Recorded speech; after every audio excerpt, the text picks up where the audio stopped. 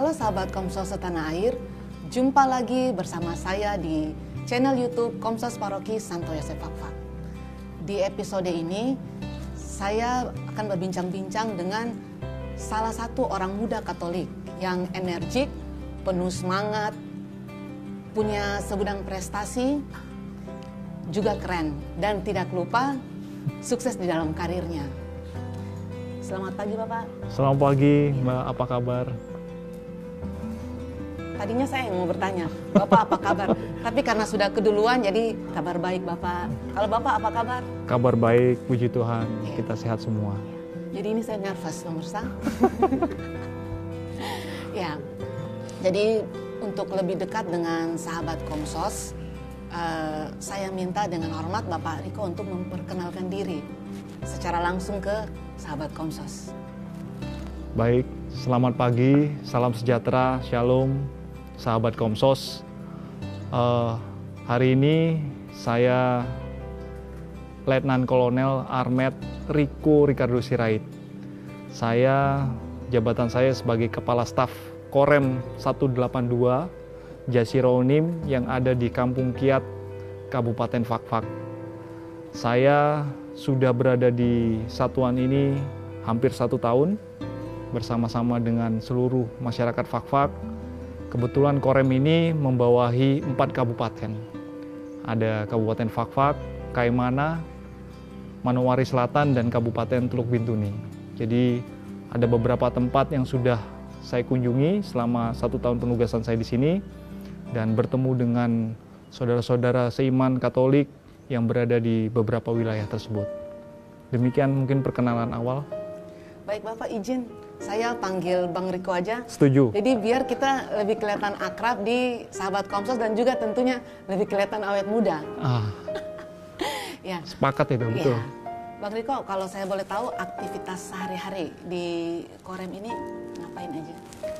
Kegiatan Korem ini sesuai dengan tugas pokoknya kita melaksanakan pembinaan teritorial.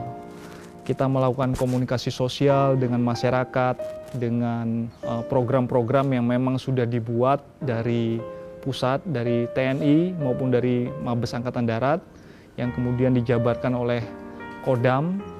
Kebetulan Korem kita ini di bawah Kodam 18 Kasuari yang ada di Manowari.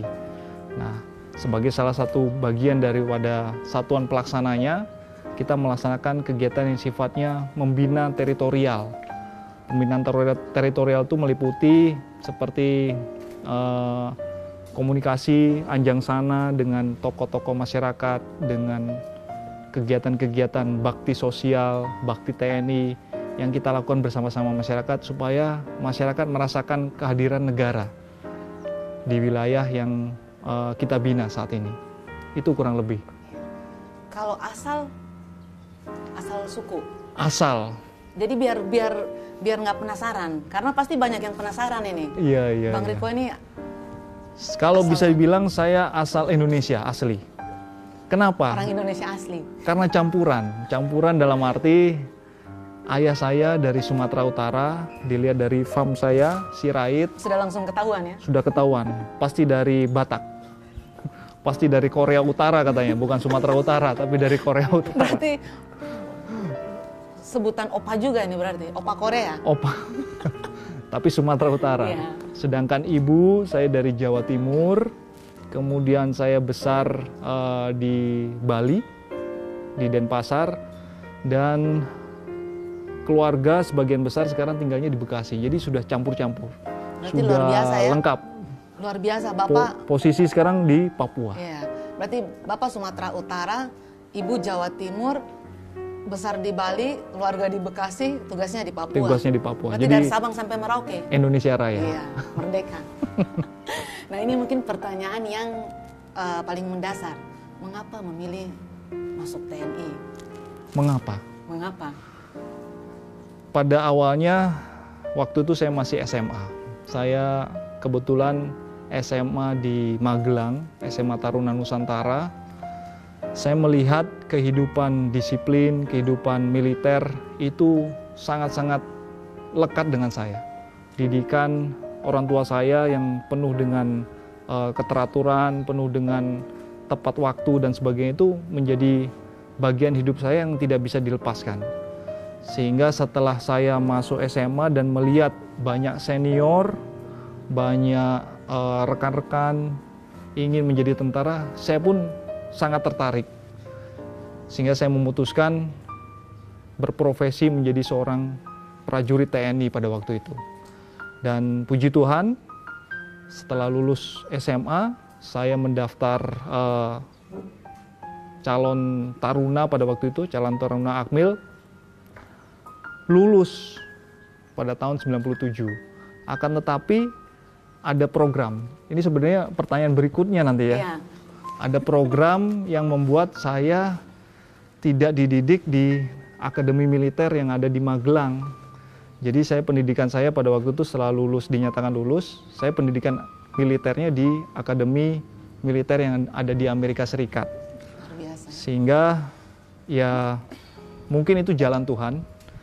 Saya melakukan pendidikan militer di sana kurang lebih 3,5 tahun bersama dengan beberapa rekan-rekan yang lain, ada 15 orang, dan kembali lagi ke tanah air pada tahun 2000 untuk melakukan pendidikan pertama di militer di Magelang.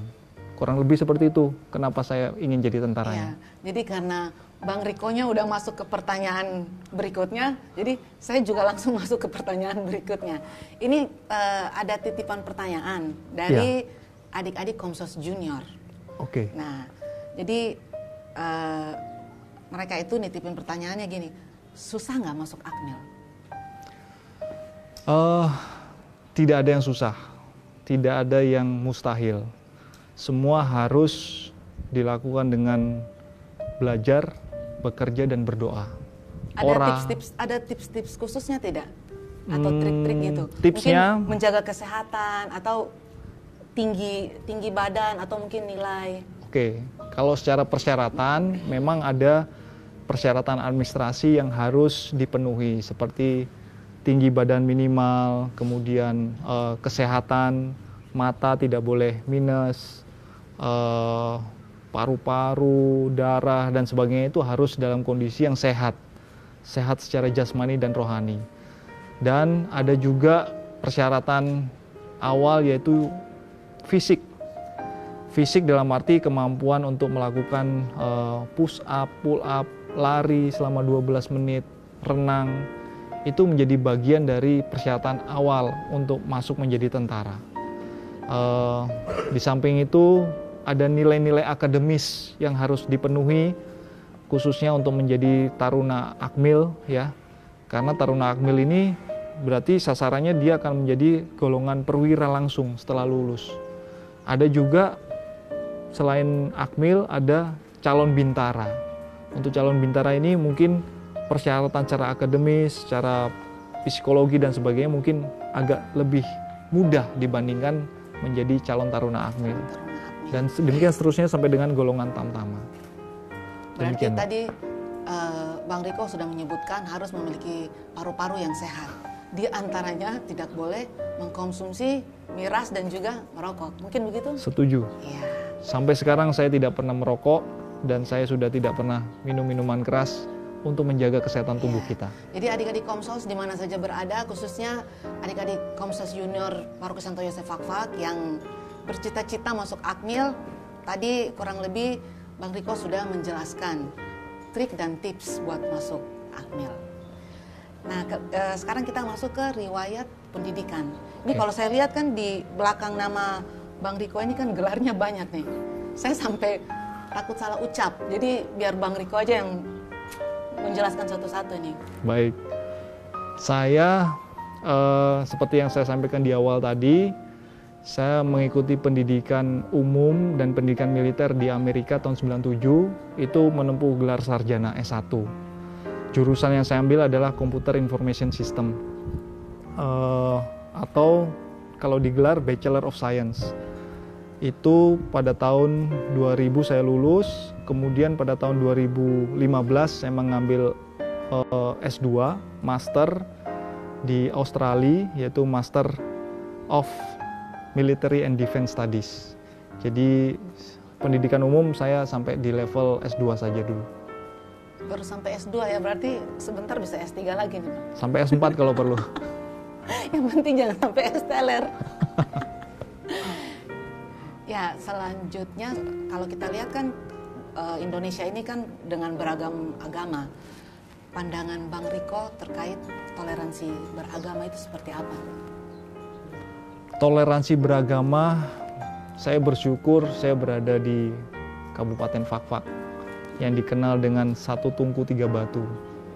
Kehidupan toleransi beragama yang seharusnya ada di Indonesia harus mencontoh Kabupaten Fakfak ini.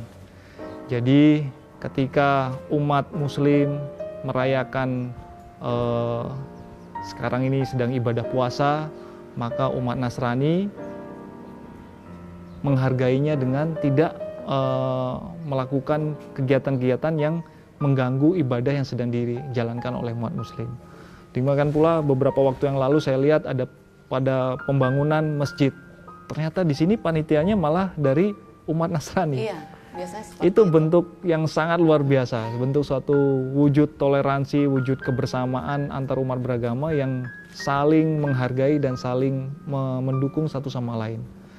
Kalau saya pribadi, seperti yang saya sampaikan dengan background saya, ayah dari Sumatera, ibu dari Jawa, dan saya besar di Bali, itu sudah menunjukkan bahwa saya sudah terbiasa atau beradaptasi dengan lingkungan di mana saya sebagai minoritas.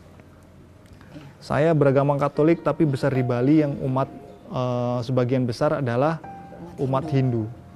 Tapi disitulah kita bisa merasakan wujud penghormatan yang dilakukan oleh umat Hindu yang ada di Bali kepada kami yang Katolik, karena kita berada di Indonesia ini, berada di negara yang menghargai berbagai macam 5 agama yang telah ditentukan oleh negara. Demikian pula pada waktu saya menjadi dandim. Saya dandim di Cilegon. Cilegon itu posisinya di Provinsi Banten. Saya mungkin orang pertama, seorang komandan Kodim yang beragama Nasrani memimpin Kodim di Cilegon yang sebagian besar umatnya 90% waktu itu Muslim. Tetapi kami ini adalah prajurit TNI, bukan prajurit Tentara Nasional Kristen, bukan Tentara Nasional Islam dan sebagainya. Kita Tentara Nasional Indonesia. Disitulah kita bisa menunjukkan kepada masyarakat bahwa keberagaman yang dimiliki oleh Indonesia, kebudayaan yang beraneka ragam, itu ternyata suatu bentuk kekayaan yang saling mengisi, yang saling bersama-sama diwujudkan dalam bentuk saling mencintai, saling menghargai satu sama yang lain. Itulah toleransi yang seharusnya ada, bukan hanya di Indonesia, tetapi di dunia.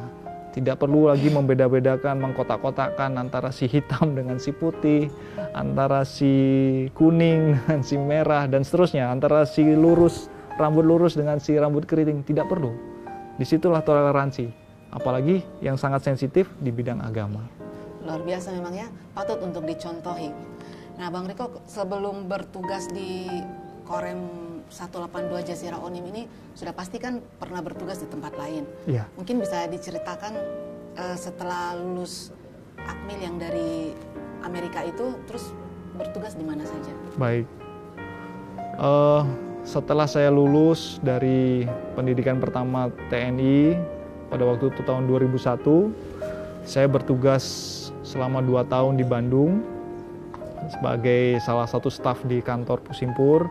Kemudian saya masuk di batalion. Kecabangan saya adalah artileri Medan. Artileri Medan itu di bidang untuk penembakan meriam. Jadi saya di Yon Armet pada waktu itu di Purwakarta dari tahun 2004 sampai dengan 2011. Setelah di batalion di Purwakarta, saya pindah lagi ke Cimahi di Pusat Kesenjataan Armet selama 2 tahun. Kemudian pernah bertugas juga di Mabesat sebagai staf di staf personil Angkatan Darat. Setelah itu, setelah saya lulus SESCO pada tahun 2015, saya masuk ke Dinas Penerangan Angkatan Darat. Dinas Penerangan itu kaitannya dengan Komsos, kaitannya dengan pemberitaan. Di sana saya belajar tentang media handling, bagaimana bekerja bersama media, bagaimana bekerja sama dengan jurnalis, wartawan. Itu selama 1 tahun saya di Dinas Penerangan Angkatan Darat. Setelah itu saya menjadi komandan batalion di Malang selama 2 tahun, komandan Kodim di Cilegon selama 2 tahun. Sebelum ke sini saya sempat di Mabesat lagi sebagai staf sekretaris pribadinya Kepala Staf Angkatan Darat, pada waktu itu Jenderal TNI Andika Perkasa. Baru saya menjadi Kasrem sejak 2021 bulan Juni yang lalu. Itu sedikit perjalanan karir yang saya lalui yang luar biasa selama ini. Ya berarti dari ceritanya Bang Riko tadi kan awal karirnya itu sepertinya kalau saya lihat Bang Riko ini menguasai alat perang juga ya. Betul. Harus, karena tentara. Berarti Om Komsos ada mungkin yang menguasai alat perang atau cuman tim penggembira? Ini alat perangnya. Ini alat perang saya waktu di Dinas Penerangan Angkatan Darat. Berarti sepertinya kita Komsos harus banyak mengambil ilmu dari Bang Riko ini. Saya belajar banyak juga dari Om Bram. Iya. Ya, Bang Riko sekarang dalam perjalanan hidup sudah tentunya kan pasti banyak sekali pengalamannya. Mungkin Bang Riko bisa bercerita sedikit pengalaman iman dalam perjalanan hidup sebagai orang Katolik. Baik. Saya pengalaman iman yang mungkin bisa saya sharing adalah ketika saya kelas 1 SMP. Pada waktu itu saya tinggal di Bali, di Denpasar. Ayah saya meninggal karena sakit. Sementara ibu saya adalah seorang ibu rumah tangga yang ya dengan ekonomi yang cukup, yang tidak lebih namun tidak kurang juga. Perjalanan waktu saya bertekad bahwa saya harus bisa mandiri, bahwa saya harus bisa berdikari tanpa harus memberatkan ibu saya. Saya pada waktu itu mendengar ada SMA Taruna Nusantara dari seorang kakak kelas saya di SMP yang datang ke sekolahan. Hari itu juga, saya waktu itu kelas 1 semester 2, saya selalu berdoa. Saya melaksanakan doa novena 3 Salam Maria sampai saya lulus SMP. Permintaan saya adalah satu, saya bisa masuk SMA Taruna Nusantara. Supaya saya dapat beasiswa, supaya saya dapat bisa melanjutkan sekolah di jenjang yang lebih tinggi. Hanya untuk masuk SMA pada waktu itu. Karena ibu saya sudah bilang, kalau SMA nanti kalau bisa di STM saja. Supaya selesai dari STM sudah bisa buka bengkel. Jadi bisa bantu-bantu orang tua. Ternyata Tuhan memberikan jalan hidup yang berbeda. Yang lebih dari sekedar dipikirkan. Yang kita rencanakan, yang kita pikirkan. Doa saya dan doa keluarga dikabulkan, saya bisa sekolah di SMA Taruna, bahkan saya bisa kuliah di luar negeri sampai dengan S2. Itu wujud bahwa ketika kita menyerahkan semua kepada Tuhan, ketika kita pasrah dengan semua yang ada, Tuhan memberikan jalan yang lebih indah dari itu semua. Amin. Asalkan kita berdoa, kita beriman, dan kita menjalankan semua yang diperintahkan oleh Tuhan. Amin. Amin. Luar biasa sekali ya sahabat Kompas. Sungguh sangat patut untuk ditiru. Bahwa kekuatan doa itu memang sangat luar biasa. Nah ini juga ada titipan pertanyaan. Ada yang pertanyaan juga. Siap. Pengalaman apa yang tidak bisa dilupakan selama menjadi TNI? Menjadi TNI? Iya. Kalau bisa dibilang selama 21 tahun saya sudah berdinas, pengalaman yang mungkin tidak bisa dilupakan saat ini adalah ketika saya berada di sini. Ketika saya berada di tanah Papua Barat ini. Ini penugasan saya pertama di daerah timur, khususnya di Pulau Papua. Sebelumnya paling jauh saya hanya sampai di NTT, di Atambua. Saya bisa melihat Indonesia sedemikian besarnya, sedemikian luasnya, dan sedemikian terberkatinya ketika di tanah Papua ini. Kenapa? Disinilah saya punya prajurit dari seluruh Indonesia, bahkan sebagian besar dari tanah Papua ini. Dan mereka memiliki semangat, mereka memiliki motivasi, mereka memiliki keinginan untuk menjaga Indonesia tetap utuh, untuk menjaga Indonesia satu dari Sabang sampai dengan Merauke, dengan segala keterbatasan yang kita miliki di sini. Saya melihat itu, dan itu menjadi suatu kenangan dan suatu hal yang paling saya rasakan paling mendalam, bahwa prajurit TNI di tempat-tempat tersulit pun tetap berupaya untuk menjaga merah putih dan tetap menjaga supaya masyarakat Indonesia aman, damai, dan tentram. Itu pengalaman terindah saya di sini. Sekalian terima kasih buat TNI yang sudah menjaga keamanan bangsa kita. Terima kasih. Ya. Selanjutnya Om Komsos, mungkin ada yang mau memberikan pertanyaan? Om Bram? Ya. Ketika ditugaskan ke Papua, khususnya ke Papua, apa yang ada di pikiran atau benak Abang? Pertama, saya pikir di sini belum ada listrik. Saya pikir tadinya di sini akan susah untuk akomodasi tempat tinggal, belum ada transportasi dan sebagainya. Atau mungkin nyari sinyal harus manjat pohon dulu. Saya pikir saya harus panjat pohon dulu untuk cari sinyal. Ternyata pembangunan Indonesia sudah sampai ke pelosok Nusantara. Bahkan di beberapa kampung-kampung dengan istilah gerbang kaca, ya, gerakan membangun kampung bercahaya, listrik sudah masuk. Sudah bisa menerangi, sudah bisa membuat anak-anak kecil bisa belajar di malam hari karena ada listrik. Itulah wujud pembangunan yang semaksimal mungkin dilakukan oleh pemerintah kita untuk pemerataan. Pembangunan di semua daerah, sampai dengan tempat-tempat yang terkecil, terpencil, dan terluar.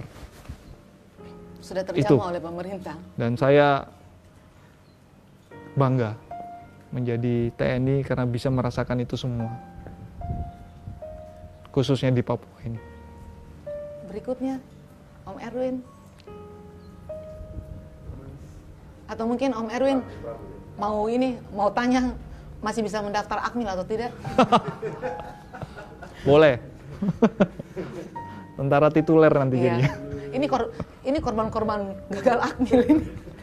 Oke, saya. Iya, Om Bram. Om Bram, silakan. Pengalaman yang paling mengesankan selama menjadi seorang TNI. Paling mengesankan ya. Paling mengesankan. Paling mengesankan. Kalau saya boleh sharing, saya juga pernah menjadi seorang pasukan penjaga perdamaian. Tahun 2008 ketika itu saya berpangkat kapten, saya ditugaskan ke Libanon sebagai seorang staf di brigade milik Spanyol, tapi sebagai bagian dari pasukan penjaga perdamaian TNI. Kenapa mengesankan? Di situ di level brigade yang multinasional, saya dituntut untuk bisa bekerja bukan hanya dengan rekan-rekan yang satu negara, tapi di situ stafnya dari mancanegara, ada dari Spanyol, dari Polandia, dari Malaysia, dari India, dari Prancis. Kita dituntut untuk bisa memahami karakter ataupun tradisi yang dimiliki oleh militer negara lain. Bersama-sama dengan tugas pokok yang satu, yaitu menjaga perdamaian yang ada di perbatasan antara Libanon dengan Israel. Di situ indahnya menjadi seorang militer. bahwa kita punya rekan di samping kiri kanan kita yang sama-sama militer, walaupun beda bahasa, beda kulit, beda kultur, budaya, tetapi kita sama-sama melaksanakan tugas pokok yang satu, menjaga keamanan dan kedamaian di tanah Libanon pada waktu itu. Dan ternyata itu juga sebenarnya setiap hari saya lakukan di Indonesia ini. Kita beda-beda suku, ada suku Jawa, suku Papua, ada suku Batak, Bali dan sebagainya. Tapi kita sama-sama memiliki tugas pokok yang satu, menjaga NKRI. Itu yang mengesankan Om Bram. Jadi Om Bram NKRI harga mati. Ya. Lanjut, mungkin ada yang memberikan pertanyaan? Ya, saya mungkin izin bertanya, selama Bang Riko bertugas di Fakfak, apa yang Bang Riko lihat dari kami umat Katolik? Kemudian kesan apa? Kemudian pesan apa yang mau disampaikan dengan status Abang sebagai seorang penjaga keamanan untuk kita umat Katolik? Terima kasih Pak Erwin. Ketika pada bulan saya pertama kali ikut misa itu di Santo Yosef bulan Juli. Pada waktu itu masih ketat protokol kesehatan di masa-masa pandemi COVID ini. Pertama dalam benak saya, ternyata Katolik di Papua ini umatnya sedikit.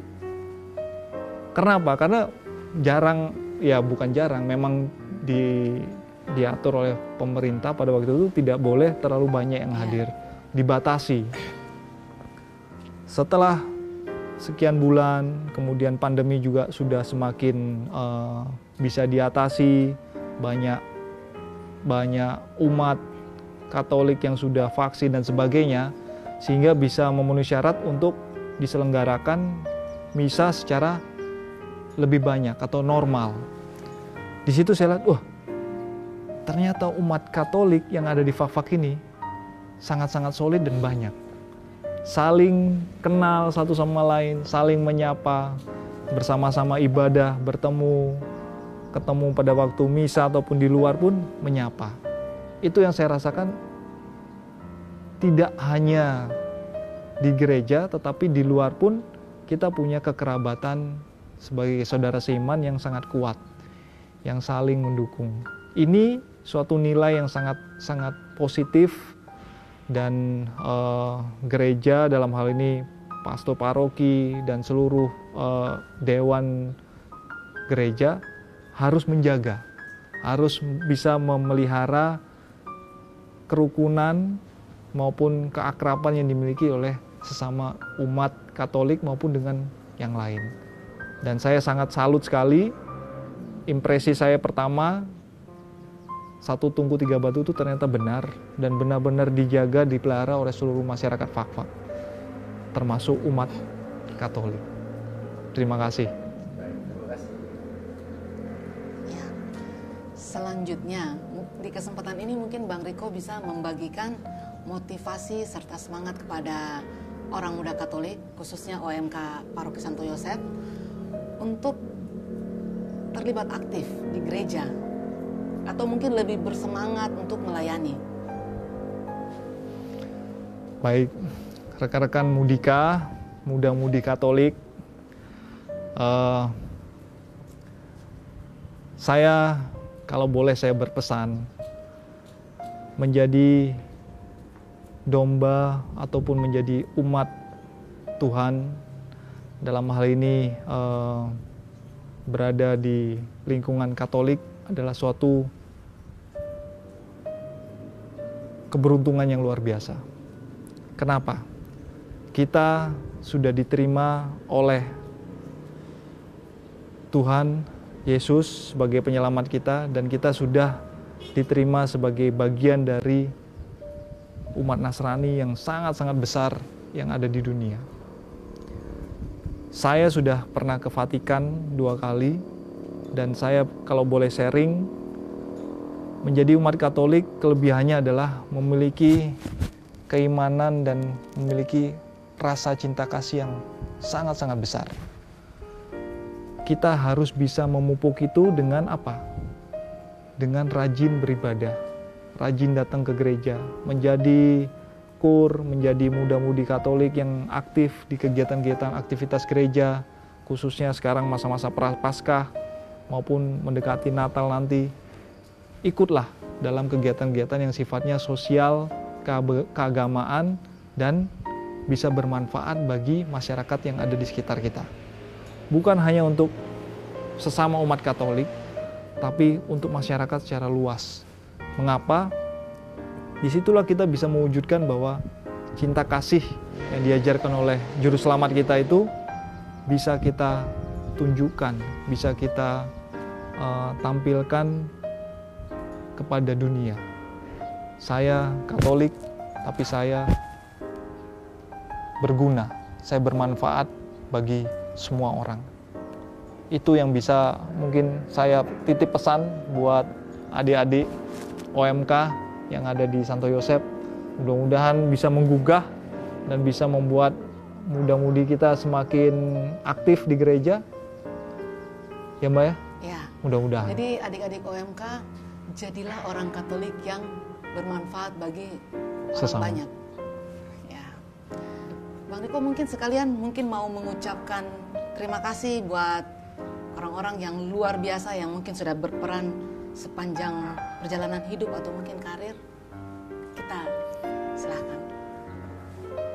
Kesempatan ini saya ingin berterima kasih kepada Bapak Uskup.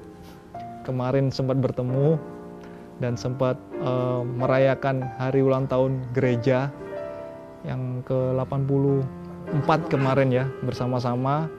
Saya juga mengucapkan terima kasih untuk Bapak Pastor Alex yang meskipun baru tapi sudah sedemikian dekatnya dengan umat.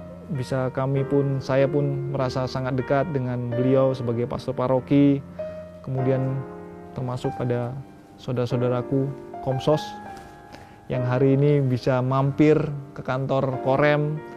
Saya ucapkan terima kasih, dan saya ucapkan terima kasih buat seluruh umat Katolik yang ada di Santo Yosep.